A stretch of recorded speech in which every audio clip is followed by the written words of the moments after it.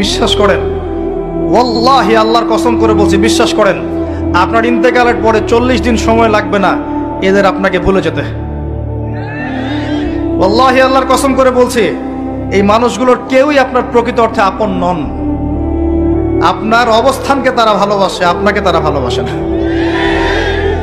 আপনাকে শুধু আপনার রব আল্লাহ ভালোবাসেন। আপনি তার উপর তাওয়াক্কুল করে হারাম ছেড়ে দেন, আপনাকে আল্লাহ বেহিসাব রিজিক দেবে ইনশাআল্লাহ তাআলা।